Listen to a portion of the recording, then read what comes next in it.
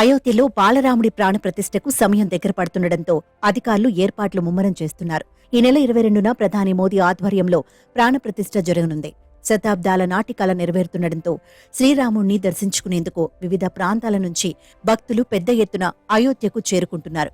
ఇప్పటికే శ్రీరామ జన్మభూమి తీర్థక్షేత్ర ట్రస్ట్ దేశవ్యాప్తంగా పలువురికి ఆహ్వానాలు పంపింది.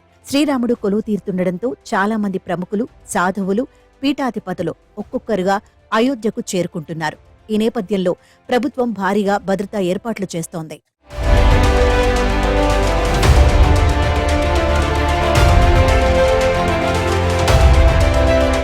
జనవరి 22న ప్రధాని మోదీ రానుండటంతో ఇప్పటికే స్పెషల్ ప్రొటెక్షన్ గ్రూప్ అయోధ్యకు చేరుకుంది.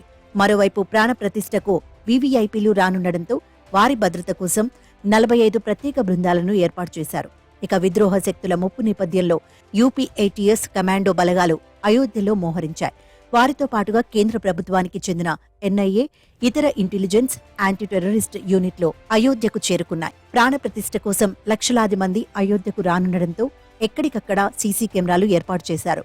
అందుకోసం అత్యాధునిక సాంకేతిక పరిజ్ఞానంతో కమాండ్ సెంటర్ను ఏర్పాటు చేశారు. జపాన్, అమెరికా లాంటి దేశాల్లో ఉపయోగిస్తున్న ఆధునిక భద్రతా వ్యవస్థను యూపీ ప్రభుత్వం అయోధ్యలో నెలకొల్పింది. రామాలయ ప్రాంగణం పరిసరాల్లో 250 ఆర్టిఫిషియల్ ఇంటెలిజెన్స్ కెమెరాలను ఏర్పాటు చేశారు. వీటితో పాటు 319 ఫేషియల్ రికగ్నిషన్ సీసీటీవీ కెమెరాలు ఏర్పాటు చేశారు. సైబర్ సెక్యూరిటీకి సంబంధించిన విభాగాలను అయోధ్యలో మోహరించారు.